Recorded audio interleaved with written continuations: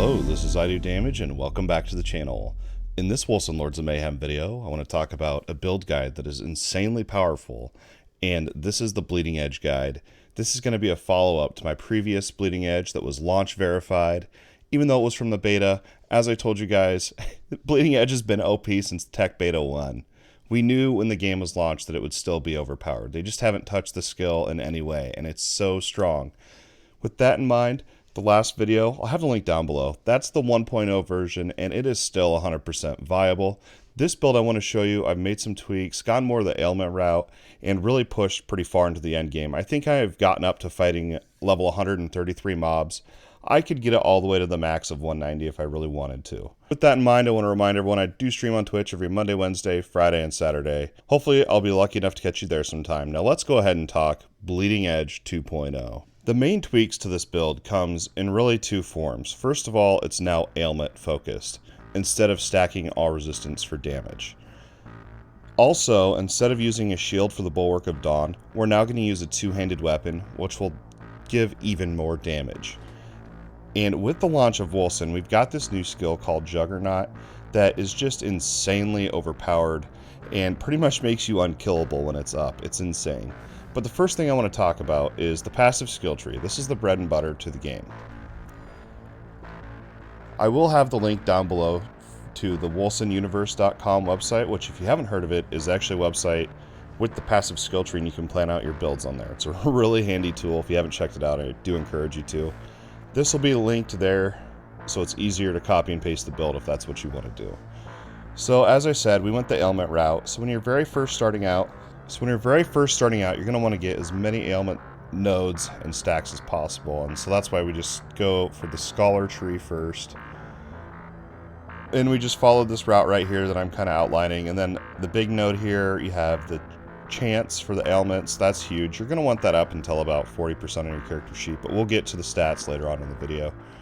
And then your passive tree, you're going to come all the way down here, picking up so you can dodge through enemies. Game changer node, I try to factor it into every single build of mine. And then these are the big boy nodes right here. More ailment stacks. You're going to need this so that you can stack up even more damage. So right there you can get 10 more ailment stacks. And then I picked these up for even more ailment chance. And the attack speed didn't hurt there on that node either. And then after that we come down. And then after that we come for even more ailment damage into the Kabbalist tree. You can get more stacks right here on these two nodes. And then you can also apply more ailments when you on hit. So essentially instead of applying only one stack, you can now do 2 stacks, stuff like that. And then this node over here allows ailments to crit. If the hit was indeed a crit, then the ailment ticks will also critically tick. So you kind of need that node as well if you want to be able to crit. Here's another one, you can apply more ailments. And that's pretty much the Kabbalist tree. And then after that, we kind of do some interesting stuff. We come over here into the soldier tree. This is going to be for your max health. And this is where a lot of your rage and resource management nodes come from. When you see the build played, you're going to notice that I never run out of rage, pretty much. And it's because of all these nodes here that we'll talk about next. So you're going to come down into the weapon damage, crit. Because remember, we're getting crit on ailments. We want to also be able to crit with our attack, which will be Bleeding Edge. That's going to be our main form of damage in this build. Here's another crit node. And then we come down into Warmonger. This is to get even more damage, material damage. And this one's huge because you're going to have massive mobs surrounding you. You're going to have tons of enemies surrounding you, so you do even more damage based on how many enemies are nearby. It's just all synergizes and really is a nice build. And then here's more. Yeah, this node helps out because you have so much rage anyway that any little bit helps. You're going to generate rage on kill, get rage on hit, and then we come all the way over. These are just to get over to this big boy node right here. Increases your max rage, and then 2 more nodes.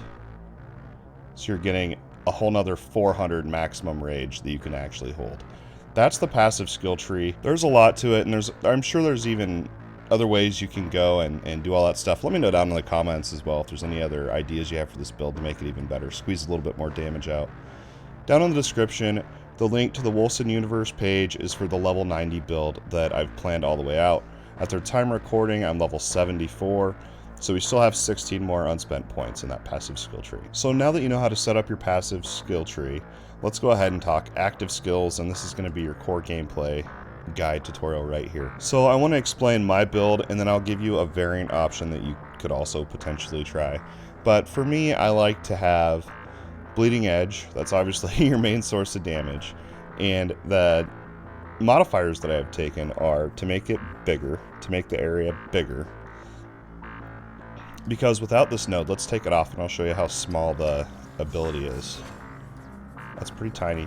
But then when we throw the area modifier on, it pretty much just doubles the size. You're going to need that to clear big packs of mobs. And then this is the mod that makes it continue spinning. And then this is the one that makes it follow you. Remember this node right here. And of course, ailment, or increased damage per stack of ailment that you have. And then while we're talking about Bleeding Edge, in Wolcen you can actually duplicate skills. So I've done that with Bleeding Edge, you can see right here.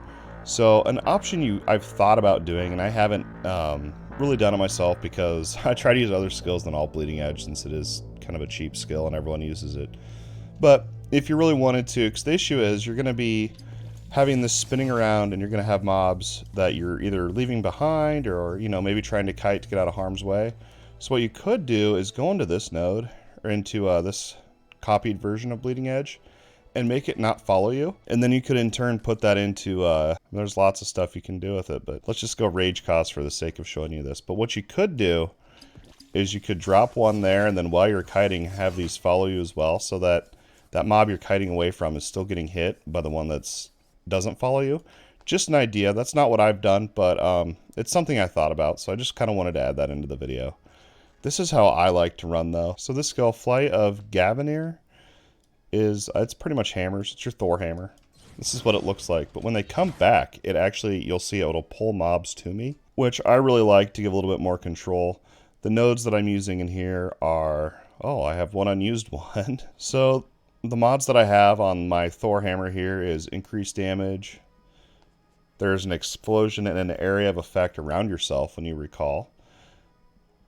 Ailment chance, 2 hammers instead of 1. Ailment damage. And then this is the one that I like. This is probably the most usefulness that you'll get out of the hammers, is pulling the enemies back to you. And one little thing I missed actually on Bleeding Edge that you do want to keep an eye on while you're gearing and stuff is these ailment chances. You want to keep an eye on this. I aim for around 50%. Anything over really kind of seems like overkill to me. I'm sure, you know, there's probably diminishing returns at a certain threshold, I would guess. But that's what I kind of try to do. And then the next skill on our list is Shout. This one's going to provide a lot of support and survivability to your character since you are a melee. I have this one set up because I was doing carries and kind of power leveling people, so I wanted to be able to make sure I was holding threat. You also, this is where you really get that survivability from, that all resistance score. Health globe regeneration, you'll notice that's huge. Increases duration of the buffs that you get from the skill, which is the crit chance, your all resist. And then you get rage regen on hit. And then you also increase the effectiveness of all the buffs. And also I went move speed.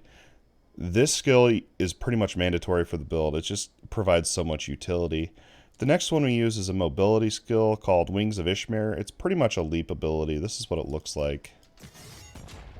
And then here's the Shout. These are what the skills look like. I'll show it all in action here in a little bit, but Wings of Ishmir, these are the modifiers we take. We go for stun chance and stun duration. Grants a buff for each enemy that you hit. And you'll notice this actually does stack up and give you a ton of sheet damage. It really actually adds up pretty quick. Reduces cooldown for each enemy that you've killed with leap. Rage regeneration. Not that we're going to need it, but hey, every little bit helps, right? Crit chance. Damage dealt by yourself and allies when you land. This gives you only 1 stack, whereas this will give you multiple stacks. But anyway, it's just more damage that you're going to get a damage buff from. And then also I just throw on weapon damage. Again, this is just for mobility and giving that buff. So that's your leap mobility skill. This is your biggest, most important skill, especially when you're leveling up. You really want this early on to not die, to stay alive. This one's huge. And it's one of the newer skills And honestly, guys, I overlooked this skill when I was making the build, and a viewer pointed it out, and wow, it's really, really powerful, so do not skip this skill. So what the skill does is you summon a shield around yourself, and it absorbs damage. We don't have enough rage right now, but you'll see it. Anyway, I wanted to show you how this skill works and what it looks like. So this is pretty much what it does. You use Juggernaut, and it puts the shield on you, and this blue bar is the shield. If you press 4 again, it will actually make the shield explode. So don't spam this button. Just make sure you press it once. Sometimes there's a little bit of lag issues to where it's like it doesn't take, but make sure you just push the button once. And then while that's up, you'll have enemies smacking on you that actually lowers down that blue bar. And I'll just stand here so you can kind of see. As you can see, when the shield runs out, it'll actually deal damage to the enemies around you. It's a pretty handy little skill, really. And we'll look at the modifiers on it here.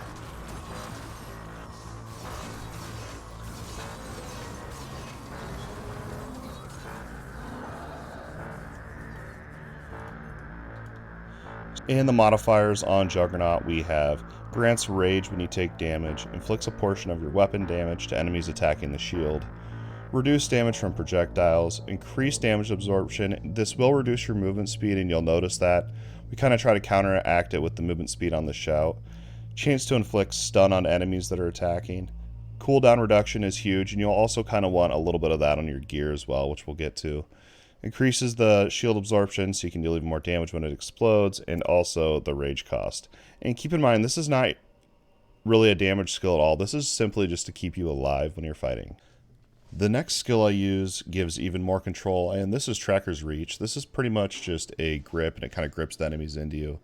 And real quick, the modifiers we use for this is the cooldown reduction so that we can use it more frequently. We also get rage for enemy hit by the ability, more cooldown. And range, there's also other range nodes you can get so you can have even more of a reach. I prefer the cooldown for me. Pulls from all directions, this will be really nice to keep them all nice and close together. And then, yeah, another range node. So I have all the skill slots unlocked. If you don't have them all unlocked yet, the one skill I just wouldn't take would be hammers.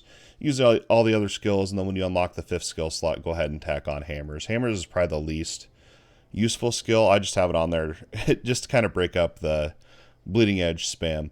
But anyway, there you go. There's that.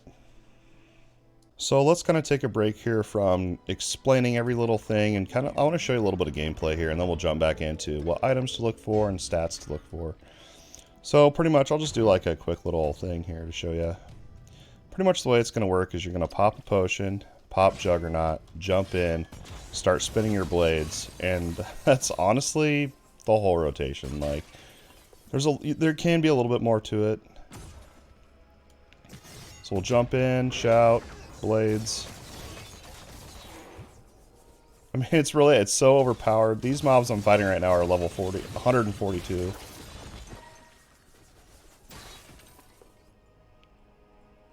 Which is just crazy, man. I'm sure I could get to the 187, which is max. They then go up to 190, because it's every floor that you complete, the enemies go up by 1 level. It's just a matter of taking the time and doing it. But you can see my rage bar as well. I never run out of rage. Here's the hammers I talked about. They can pull the enemies into you. Kind of a cool little thing. I wouldn't rely on it, but it kind of breaks up the bleeding edge stuff, so. Anyway, that's really honestly the whole rotation. Kill this one more group. Shout, and bleeding edge spam. And you just I'm holding down right click and just getting tons of bleeding edge blades going around. I mean, it's just stupid. Anyway, that's the build. That's how the gameplay works. So let's talk items, itemization. What stats do you want to look out for on gear? And I've just found out that on gear you have the item level. So these gloves are 119. And the word on the street is level 110 is where the maximum for the stat rolls on gear. So I don't know if that's 100% true. It's just something I heard and was kind of interesting to me. But anyway, let's talk about itemization and kind of how to know if an item is an upgrade or not, right? Because it's kind of important. So since we're an ailment build and we're melee, probably the #1 priority really is to not die. Because if you're dead, you can't do any damage. You can see I have 62k health, and my all resistances are, we have 66 material, 64% elemental, and 64% occult resistance. And that's a lot. That really is a lot. I think if you have around 45 to 50%, you're probably good. Obviously, the higher the better. But I've kind of hit a point in my build right now where I'm kind of trying to figure out the balance between survivability and crit and being able to apply ailments for maximum damage. So it's gonna be a balancing act, really. So I can't say just go all wisdom so that you're always getting ailments, or go full ferocity so that you're critting. You want to actually find a balance between toughness and all resistance, wisdom and ferocity, and it's really kind of one of those things where it's like a puzzle and you're trying to fit it together. But on your gear, you're going to want, at least on your wisdom, you're going to want to have the attack, status, ailment chance around 40%, and then for your crit chance, I would aim for around 40% as well. That's my personal goal. That's not what I have set up right now, obviously. But if I can pull that off, I'll be really satisfied. And I also, the thing is, I want to keep the toughness I have right now, because there are certain times where I get one shot and stuff if I stand in something stupid. But really, on your gear, let's look at a few items here. So weapons are a huge determining factor of your overall damage that you do. And you can see on this one, I have 4 damage types on here. We have the physical, rend, sacred, and aether.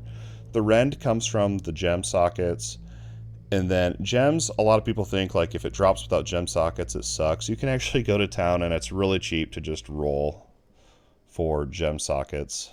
So while we're on gem sockets, I've actually heard a lot of people say like, oh dude, it came with 3 sockets, man, or like stuff like that. And I hate to break the news to you, it doesn't really matter what they drop with, because it's really easy. You can just come over here to this vendor, pop in the item you want, and it's really cheap, and you can literally re-roll as many times. Like, we just got 3 offensive 3 slots, which isn't what I would normally aim for on a weapon. So let's talk about what you do want on weapons, right?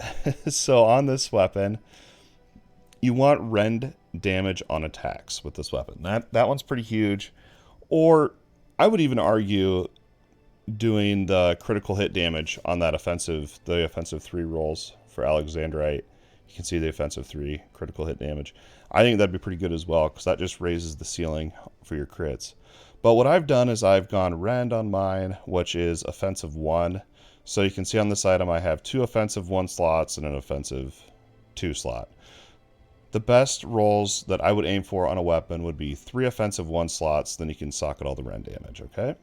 And that is from an Eternal Ruby. And then, so that covers your offensive sockets. Your defensive sockets, you want to get all resistance from. This is how I'm getting such high resistance. These are from Alexandrite gems, which are in huge demand, at least from what I've seen. So when I look at this, you can see on it, did the defensive 3 roll gives me that all resistance. So you're going to want defensive 3 rolls on all of your items. Your chest, gloves, and helmet, I think, is all that can roll defense sockets. So if you can get all those to be the defensive 3 and stack that all resist, you're going to be good. And then our last socket is on our accessories, and you're going to want support sockets on these for crit chance. And again, that is Alexandrite. You can see it is support 3 is the type of socket you want on your accessories. So those are gem sockets. Let's talk about I kind of touched a little bit on the wisdom, ferocity, all resistance, and toughness type of stats. But we'll just look at a few items here, and I'll just kind of talk you through why I'm using this specific item. So you can see on this item, we have very high all resistance scores, material damage, which is huge because that's our main damage source, is the rend damage. And then we also have resource regeneration, which is kind of middle of the road. I wouldn't prioritize that by any means. CDR for our Juggernaut, that's cooldown reduction. And then the all resistance score on this item, it's just for this item exclusively. It doesn't go to my sheet. It's just applied to that item, which is then applied to my sheet. I've seen some questions about that, so there you go. Here's another good item, and this is your ferocity, rage, willpower cost reduction, status, ailment, score chance. You're going to want, I would say when you're first starting out, I would really try to get the ailment chance up to, like I said, at least 40%-ish if you can. and then start to focus on your crits, your ferocity. And so pretty much that's it for stats. I mean, like I said, it's really trying to balance the 3 stats. Aim for, on your sheet, aim for the 40% ailment, 40% crit, and then at least 40% to 50% or higher for your all resistance scores on your character sheet. And you're going to be good to go. Do not neglect your toughness. You want as much health as possible. And yeah, man, that's pretty much it. Ferocity, wisdom, all resistance, ailment chance score. All of it's good. There's so many. That's the fun thing about this game, is there's so many stats. Maybe I'll type up like a true stat priority type of thing down in the description. We'll have to see. But it's really hard. It's not more of a priority system. It's more of what your specific character needs, because if you have, 80% chance to apply ailments, but then like 10% crit, you can see there's no balance there. So it really comes down to your character and the gear you have on. So I can't give you, oh, just stack ferocity or anything like that. Okay, I think I've kind of elaborated enough on items, stats, what to look for in gems. The last thing I want to comment on is, just because you have a legendary item doesn't mean that all yellows are then useless. I've actually, the majority of my legendaries I've replaced with yellow items, so keep that in mind. And on the weapons, you're going to want either the Warhammer or Battle Axe. Those tend to roll the highest damage amounts. And yeah, man. If you have any questions on any of this, just comment, hit me up on Discord, anything like that, and I'll answer them. Pretty much, to close up the video and kind of end the build guide here, I just want to share my thoughts overall on the build. So I think from the 1.0 version, I think that's a really good starter build. If you can get your hand on the quintet of the shield that lets you cast Bulwark. If not, I would just focus on the 2.0 build here that I just made and shared with you guys. This one will get you really far into the end game, and I would go as far as to say that this is probably the meta build that is probably the strongest. And once I get this character to 90, I'll experiment with other builds and go after a more fun type of build instead of simply trying to push to the highest tier of the game. So for now, I hope that this build guide helps you get started in pushing the end game and unlocking all of your projects and doing all those end game activities. As always, thanks for watching. See you next time.